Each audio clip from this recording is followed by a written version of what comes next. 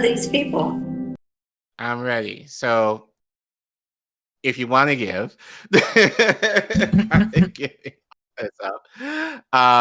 give to me, or more specifically, give to Empower Ed. So Empower Ed is the advocacy group that I've been a part of now. How long? I think 4 years now. I've been a part of this organization. So yesterday was Giving Tuesday. That's our big, you probably noticed, part of the Black Friday, Small Business Saturday, Cyber Monday thing. I guess the capitalists decide, oh, we can't just have people just buying stuff. We have to make sure that we have a day for people to give in charity. So Giving Tuesday is well known for, to giving to organizations, especially at this time of year, to finalize the books for the year, depending on the organization. So we're a part of that. So we're trying to fundraise $10,000 for Empower Ed. I think right now, for when I just looked at it before it went live, I think we're around, close to 7,000. Since not probably since yesterday, but definitely got the bulk of our donations yesterday, because we had an opportunity where like organizations were able to match donations up until a certain point, in part last night. So like I said, I was supposed to go live with Jesse Jet, to do kind of an extension of this on American Tradition. Unfortunately, he got sick, so we weren't able to do that. So I just decided to make this a segment anyhow. So, but what I want to kind of bring up is, so you guys know I'm a teacher. I'm a part of a union. And many of you might be aware that we just got renewed our contract. When was it? Back in February of this year. Unfortunately, because there was this song and dance with our union and our school district for 3 years, contracts are renewed every 3. So our current contract just expired in September. So now we're on the negotiating again to renew it. And once again, DCPS, DC Public Schools, is dragging their asses to come to the negotiating table. So that's what I want to focus on tonight, and then talk about how this relates to Empower Ed, and then something I have mentioned on the show before, but I'm actually going on a conference next week in relation to some, I guess you could say, policy training, in terms of, I mentioned a few weeks ago that we're going to look into how we can achieve a top tax credit in DC. So I'm actually going to Atlanta next week to kind of figure out how we can advocate for that here. But this story is from Move Forward, Sir. Oh yeah, so if you feel like giving, and we will highlight this slide at the end of the segment. If you want to give to Empower Ed, I sent a tweet last night. If you want to give, you can, and I believe you could be able to give, I think, really anytime, but I think definitely before the end of December. So you can go to the website down below and give as much as you can. Doesn't have to be much. Could be as little as $1, really. So if you care about me and you care about the work that I'm doing or continuing to do, just go to the website here. And you have the link in the description below too, I think, right? Yeah, I'll put that in after this, and then once we clip that, that the link will also be there. Or scan that QR code right there. One of the two. Yeah. So this story is from DCist, from Sarah Kim, where she reports DC Teachers Union urges DCPS to come to the table on contract negotiations. And so she writes, The Washington Teachers Union says timely negotiations on the new contract are needed to address issues of teacher retention and other after effects of the COVID-19 pandemic. The previous contract expired September 30th, and as two parties head into their third month without contract, the union says DCPS is dragging its feet. The union and DC public schools have yet to sit down at the bargaining table. Union President Jacqueline Polk Lyons said DCPS has failed to commit to a meeting date and has not responded to the union's contract proposals. Well, what happened? There we go. I don't know. No, I clicked on the screen. Oh, there you go. Instead of the slide. We see the urgency of it, Polk Lyons said, but we're finding that DCPS doesn't see the urgency. DCPS declined to answer specific questions about the negotiations, saying to do so would violate DC code. DCPS is honored to partner with WTU as we endeavor to complete an agreement that serves the district's educators and students as effectively as we can, DCPS said in a statement. At a DC Council budget hearing on November 14th, council members grilled DCPS Chancellor Louise Farabee on the delay. So, clarify, Chancellor is what we say in DC as superintendent. He told council members the challenge in meeting in person is we have yet to agree on ground rules. Polk Lyons acknowledged a lack of agreement on ground rules were an obstacle to starting negotiations, but she added the parties had reached an understanding that we're going to move on. She said that DCPS had informed the union to take in late October they would respond to the union's proposals and potential meeting dates by November 10th, which was then pushed to November 17th. The union said DCPS has still not responded, though it did suggest that it will follow up in the coming weeks. Farabee's reference to ground rules did not appease DC Council Chairman Phil Mendelson, who noted ground rules are not required by law. At the hearing, Mendelson pointed questions suggested DCPS has been slow to respond to the union since the spring. In the timeline the union shared with the council, WTU said it first reached out to DCPS in May with proposals for ground rules for in-person negotiations. DCPS did not respond until July. When the union got back within 2 weeks with a list of proposed dates, the WTU said DCPS took another 45 days to respond. At the November 14th budget hearing, Mendelson pressed Farabee as to why the process was moving so slowly. Farabee insisted DCPS was bargaining in good faith and disputed that they were responsible for delaying the process. Yeah. Ward 3 Councilmember Mount Furin said DCPS has been abundantly cautious when asked about the contract, using the law as a sword and shield. In some ways, that gives them license to just not talk about the process at all, he said. I think they need to be talking about the process.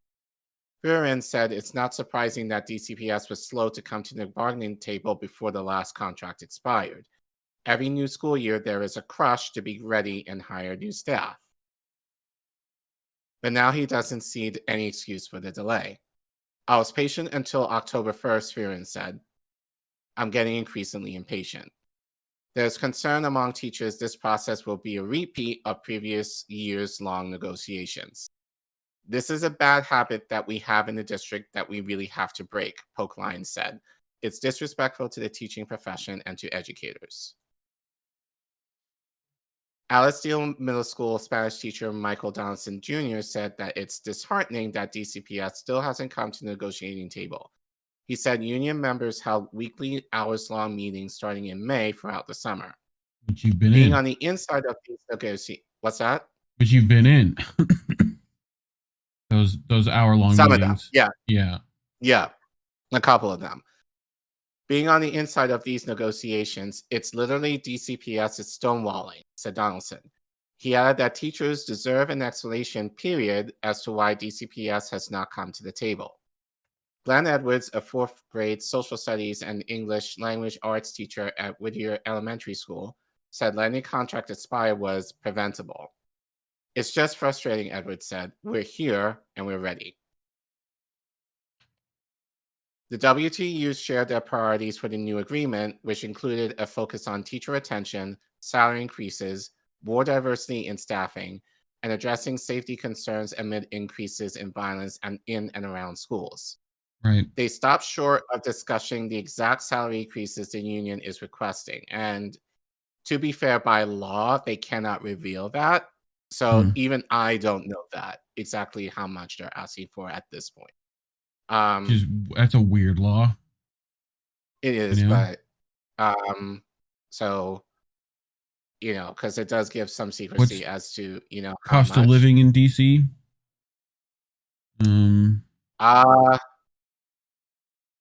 I know living wage here is actually I should look this up. So why don't you look it up while I 26. continue? I think we looked it up before. I know it as far as the hourly wage. I think it's around $23 an hour. That's a Yeah, and living that's wage here. that's a pretty conservative estimate, right? Yeah, I would argue really it should be a lot more than that here, at least here.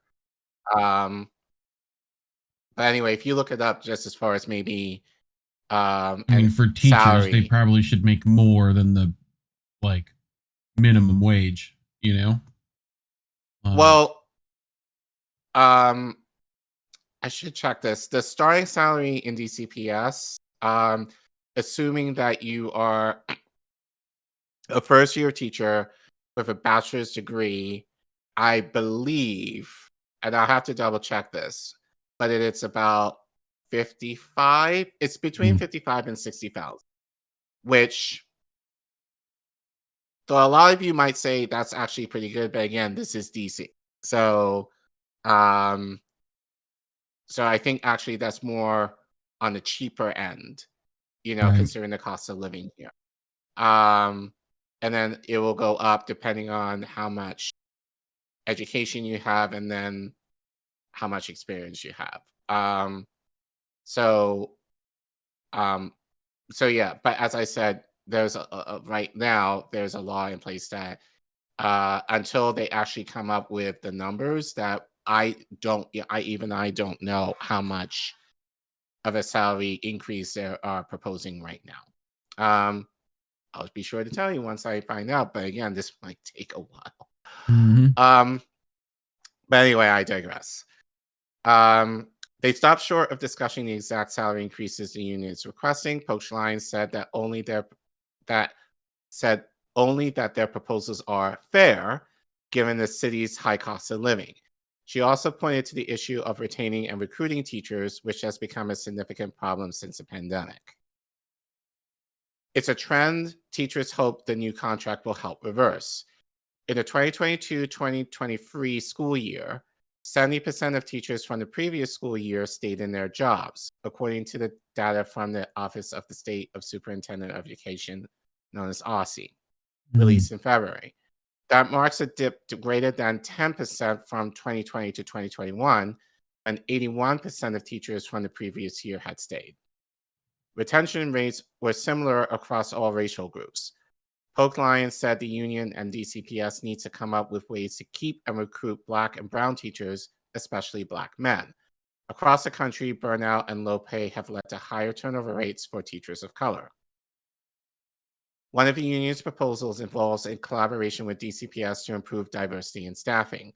It's an issue Donaldson is particularly passionate about. I want more role models for our students, particularly our males of color, he said. As a Black man, Donaldson wants to be one of those role models. It's one of the reasons he stayed in the profession. But he said teachers need more reasons. I could be in a different career with more career mobility, with career stability, he said.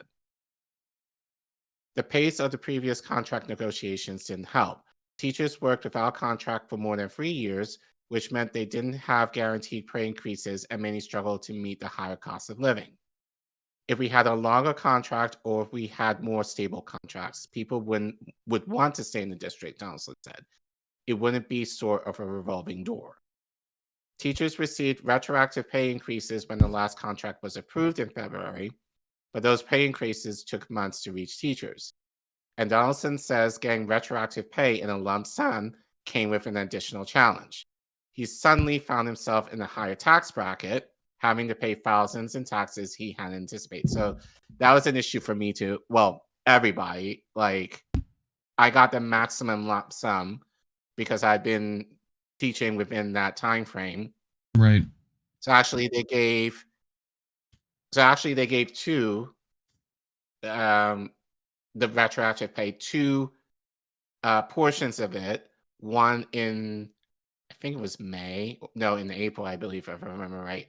And then the last bit in June. So while it was nice to have a lot of extra money over the summer, um, it put me in a higher tax bracket, meaning that I had to pay more taxes than normal. I wonder what that's actually going to look like when I do my taxes in a couple of months.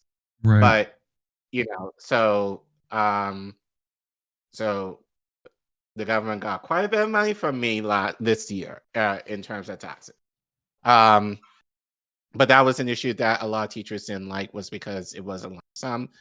A Right. lot was taken out of taxes out from that. Anyway, other proposals include making schools more environmentally sustainable and creating more individual lesson planning time for teachers during morning blocks from around 8 to 8:40 a.m. when students are yet at school.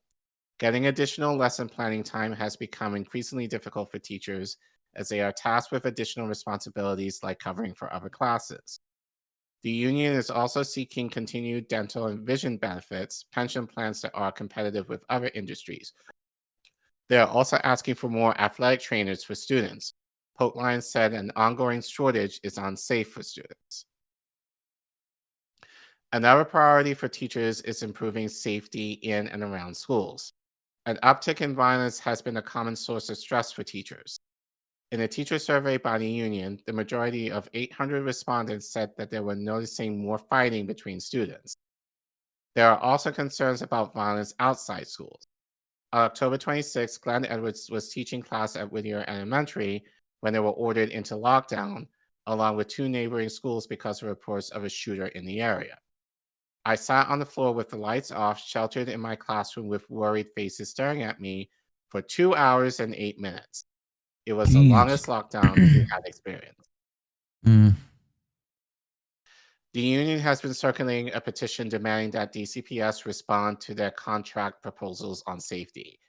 I just think it's indefensible that the district is not coming to the table, Edwards said.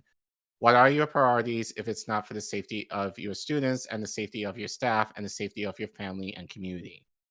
Specific recommendations include expanding safe passage, distributing an annual survey to teachers to determine common safety concerns, and forming a committee of teachers dedicated to safety solutions. Donaldson said they want their solutions to be based on what the community wants. He said they are refraining from prescribing specific divisive solutions like bringing in more school resource officers, SROs, which he called a mixed bag. Many school districts across the country have shifted away from SROs as distrust in police grew over recent years. But he does feel a need for more community relationship building with officers in general. There's also a push for expanding mental health resources to support students and better emergency preparedness within schools. It remains unclear when bargaining will start, despite pressure from other government and education agencies to accelerate the process. When approving the last contract in February, the DC Council tasked the union and DCPS with starting negotiations for the next contract quickly. And the State Board of Education passed a resolution in October urging a prompt resolution and calling on DCPS and the union to reach multi-year tentative contract agreements by January 1st, 2024. If there is still no resolution by that point, Breland said DC Council members could potentially send a letter to the Chancellor demanding action. They could also iterate restricting mandates for negotiations. Otherwise, Breland said he's not sure how much more we can do. Breland said these public budget concerns may be on DCPS's mind, and they may be reluctant to act quickly because measures like salary increases would draw from the budget. Whatever it is that they have to give up in these negotiations, they probably aren't in a hurry to have to give up, he said. Among the teachers, Edwards said the frustration is a quiet resignation this year. We're not surprised, he said. Teachers aren't taking to the streets just yet, which they did last year. And I would argue, no, we didn't. Like, it wasn't like, It wasn't that many, it you're wasn't saying? like what's that? It wasn't that many, It, you were saying? no, it wasn't like what you're seeing right now with the protests in the streets for Palestine right now. It was just more like standing outside your school after hours or before hours, Mm, with with picket signs or whatever. If you did that, that's to right. me not striking. You're No. maybe bringing attention to it, but strike protests have to hurt in some way, shape, or form. Which that's the biggest issue that I have with it. Actually, I will get to that later, but yeah, I can't say what we were doing. Speaking off record was protesting in any sort of way because it really didn't um, affect DCPS at all for teachers just standing outside the schools after the school day was done. Right. Other So, than some like the slight public pressure, if at all. well, Like, slight PR yeah. maybe, but again, like nothing significant where it was significant to me, at least. Right. Anyway, Donaldson said, as disappointing as the beginning has been, he has hope that it will get done. I feel like I can make a change, Donaldson said. I think that's what's keeping me here, honestly, is knowing that I can keep pushing for change. Our union wants that. Yep. So, but yeah, I think, like, really the end of the short of the matter is striking. Like, Yeah. actually, like, we can't, it's illegal here, as it is in most states at this point, but we've talked about a lot, and I know you've talked about on how do we miss that. There have been a lot of school districts that have done wildcat strikes with actually great results. And I said this last year in terms of, because while they were still negotiating our contract, our mayor was up for re-election. So my thing was then, okay, well, if she wants the teacher vote, strike. And I think a lot of this, honestly, is due to the fact how teachers are looking like right now the mayor is in control of everything regarding our school district right now. Like she has the final say, and teachers have been very vocal of removing mayoral control. So I think a lot of this is basically her, and by association the district, giving teachers a hard time because of the obvious dissent teachers have in her, making the final say in terms of what's happening within the school district. So I think a lot of this waiting or just kind of dragging their feet could be a part of that. But as I said, this is kind of the song and dance since I've been in DC. They've done this as long as I've been here. This is the second time that I've waited for an extended period, like years, in order for contracts to be renewed. And then when they are renewed, we have to go. And I said, I think I mentioned to you maybe back in the spring, we had to go back to the negotiating table now. Right. And Here we the are. process and the extended process, here we are. Like it's happening again. I will say one of the things that they are talking about for this contract is our contracts get renewed every 3 years. They're looking to extend it to 5, which Okay. I think is a lot better in terms of having a little bit more consistent pay increases for a 5-year span versus every 3. But I think that's also significant because on average, teachers leave the profession once they start within 3 to 5 years. So I think in a lot of ways that might help keep a lot of teachers in the district. if they knew that they were going to get consistent salaries, especially when they're starting out.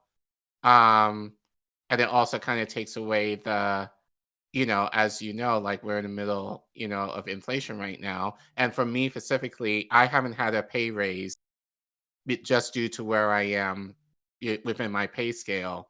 I'm kind of stuck at the same salary for the last 2 years.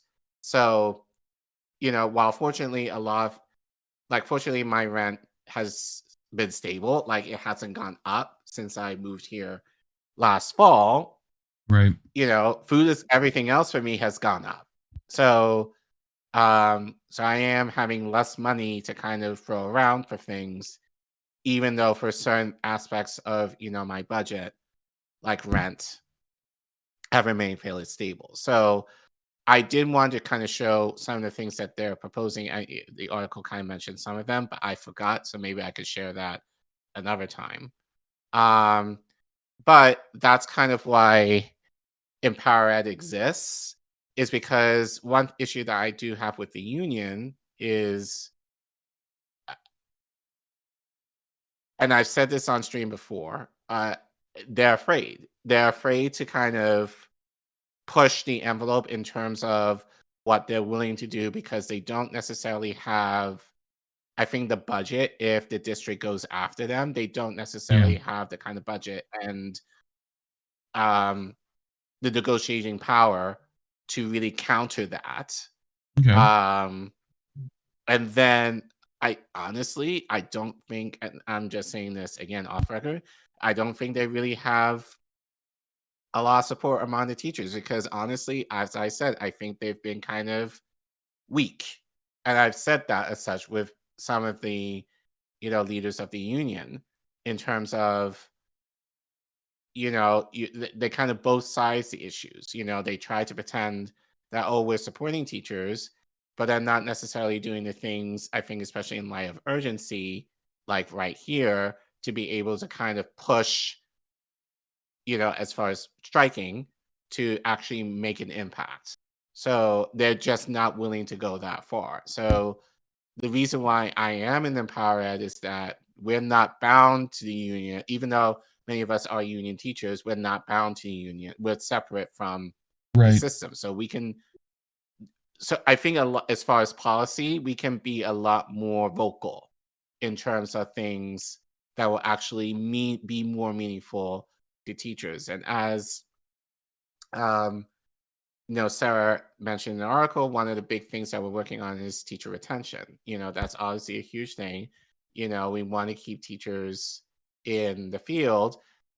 Pay is an issue, obviously making sure that teachers are paid well, and especially for teachers that want to live in DC or within the area to be able to keep them so that, they're able to pay the mortgages and the rent and the food and all that kind of, and and transportation and all that kind of stuff to travel to the schools where they work. But I also have made the argument that pay is not going to keep teachers. It's the idea of them, having the autonomy to be able to see what their students need and making and having a voice in terms of, I notice that my students need this. I want to recommend this in collaboration with their communities, their schools, and their principals. And unfortunately, the district does not give us room to do that. It's just a lot of top-down um, bureaucracy as far as you will do this, you don't get a say, and if you don't like it, tough. Essentially, is what they say. So I just feel like there's a lot of mistrust within the district in terms of how they treat their teachers. I don't feel that they believe that we're capable or even professional in terms of knowing our jobs well to be able to give us that autonomy. Um, but like I said, the thing that I'm able to do in Empower Ed is to kind of push back that in terms of giving teachers a voice and being able to meet with our councilmen to be able to kind of voice our colleagues' concerns in light Right. of the issues that do affect them and being able to push for more of those changes in a more aggressive way.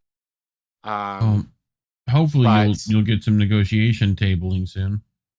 That tends to be a tactic against unions right now, is just to avoid Well, contact again, until like forced. with what Matt was saying in the article, it's like all we can do is write a strongly worded letter to Letters. DCPS, and then after that, and Right. that's going to be, and yeah, a lot of my colleagues since the pandemic left, Right. and I know more just even within my school, myself included, who are thinking at leaving at some point. So they're Well, going to be hemorrhaging a lot more. do you have members willing to like strike the way you would want to, like during the week when, like, I mean, I know that there's some Here's legalese the that's here's the tough to get thing. around. I'll say this. I know certain teachers feel like they don't want to because they feel like, oh, I think they think in terms of the parents, Yeah. in terms of, oh, we don't want to hurt the parents. It's not that we're hurting the parents. And actually, I would make the argument, if you're a good teacher and you explain to a parent, this is the issues that we're going Yeah, through, they'd be down. most I would argue would more than understand. And most would be supportive. Yeah. Like, prime example, we didn't have air conditioning in our school. It wasn't working since the spring. But so we left over the summer thinking, okay, it was going to get fixed. Come back to school, it still wasn't fixed. And you know how hot it was, at the beginning of the school year in August. Like, we didn't have any air conditioning. And so, and some of our parents kind of complained about it. And one of my teachers actually made an email to send an email to her families basically saying, look, we have called this out for a while, for months, and Yeah. DCPS has not done anything. So if you want to, and they don't listen to us, so if you want to make us think about it, by all means do so. And my parents, especially, are very connected parents. So, long story short, within 2 days, the news Stuff got done. crews were at our school. Yeah. And so the air conditioning got fixed within a week. Well, and there's So there's other stuff that you can do too, more than just striking. But like one of the classic things is sending physical items in protest, right? Where like you could literally send apples, for instance. Like how much does an individual apple cost to send? Or like of even a bucket of apples, like, you know what I mean?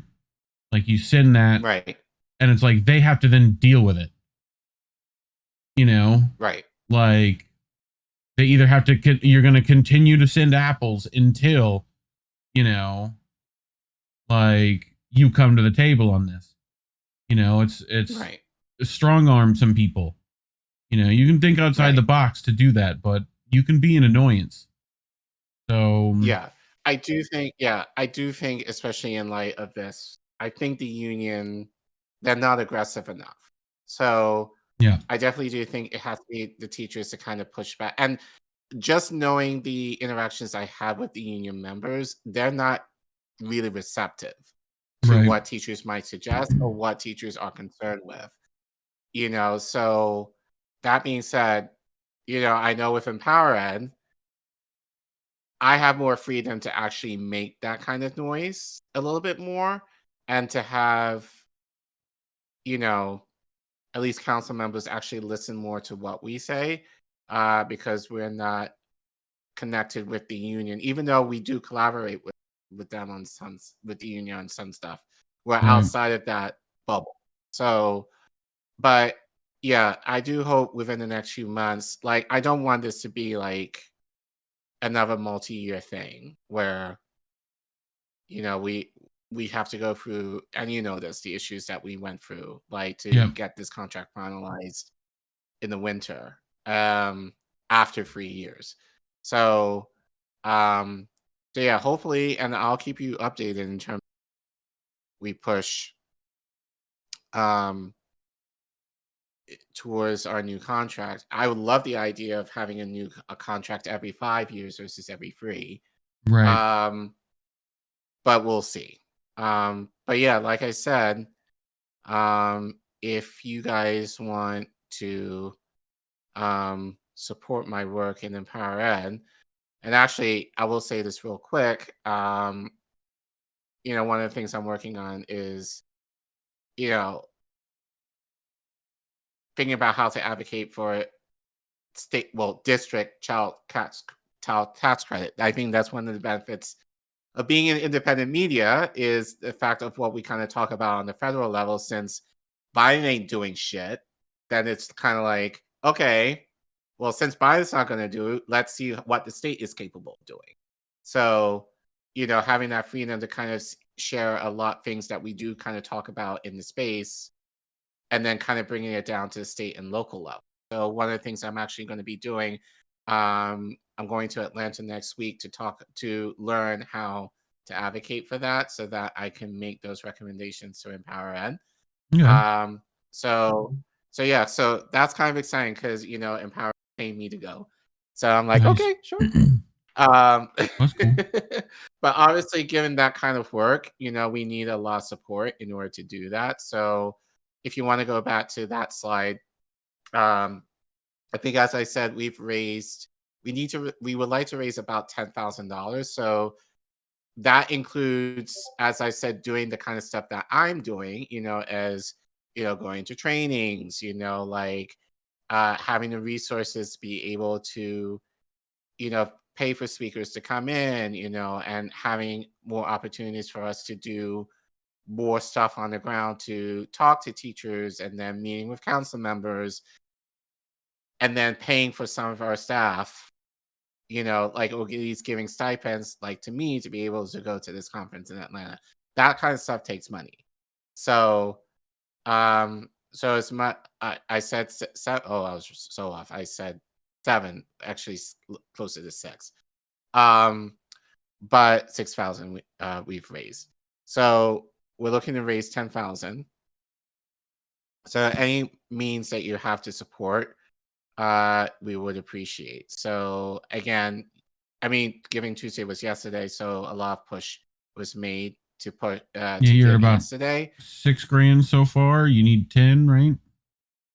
So Yeah, so we're over about halfway. 4,000 short. But yeah, but like I said, you feel free to give through the end of December. So Jenny, so I think we'll probably might feature this, for the next few live streams, up until the end of the year.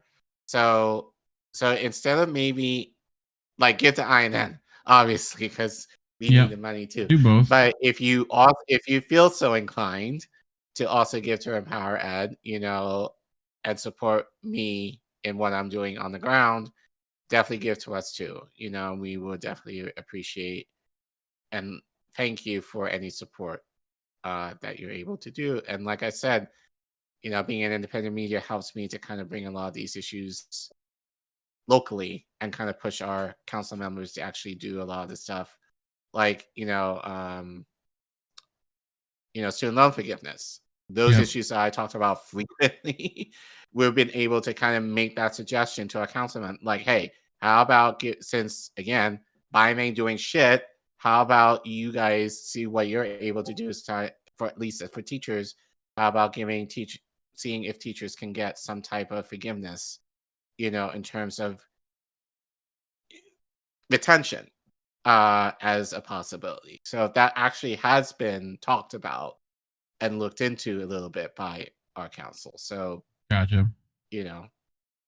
Well, speaking of DC, this is John Kiriakou. If